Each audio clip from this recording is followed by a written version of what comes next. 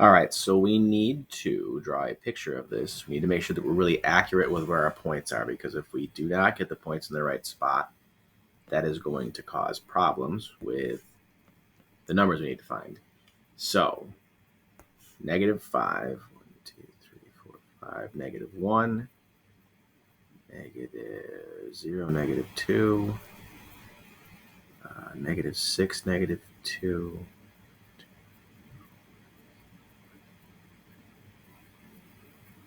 2, then -5, -7.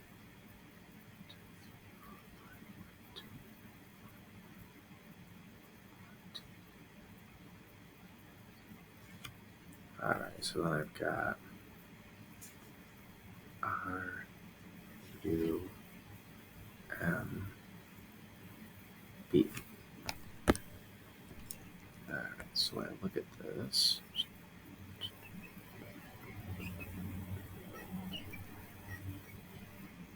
so there is my shape.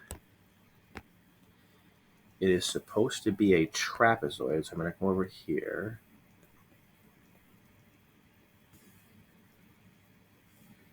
Make my chart.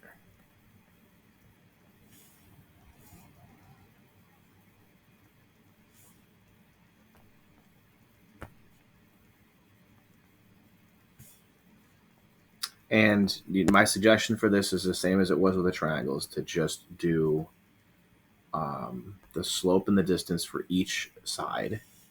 If you can sit here and pick out, well, I only need this piece of information, then you absolutely can shrink it down. All right, but it's always a little dangerous to do that, because if you're wrong,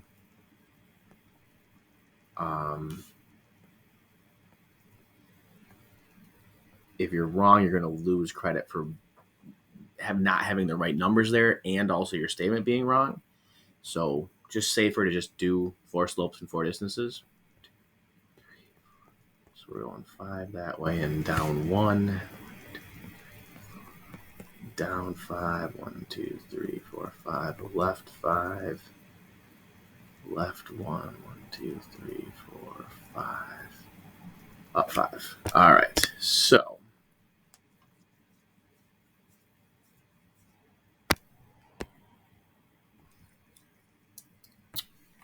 BR, up 1 over 1. RU, down 1, right 5. UM, down 5, left 5.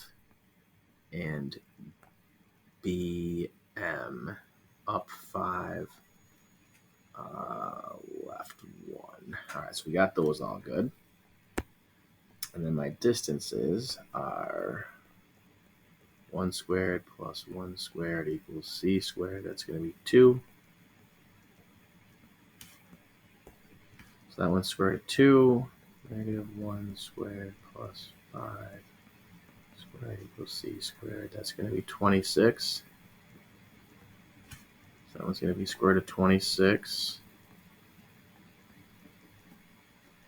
Whoops, what am I doing?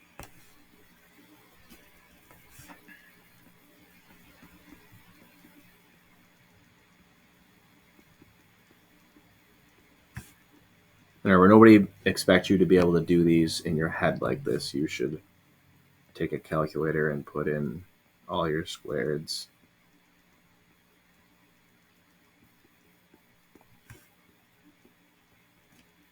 Okay, so now if I just do that and it's a 4-point question, I should have 3 points because I have all the information there that I need. Maybe some people might be a little picky and not give you 3. All right, but if I do this next piece here, I'm definitely getting 3. Trapezoid, 1 pair of parallel sides. That's what I need. That comes from the slope. I don't see any parallel in there right now, but if I reduce this one, remember the calculator will reduce it. Just put it in the calculator as -5/5 and just hit enter. All right, and it'll tell you that it's 1, which we know is 1 over 1. And then when I see that, hopefully I'm looking at these and I'm like, wait a second, those two are parallel. All right, now if I look at this, I have those two are equal right there too, but I didn't need that. All right, so let's talk about what we would do with that. Now, if you've got all of this, there's no way you don't get 3 out of 4 points or 5 out of 6 points.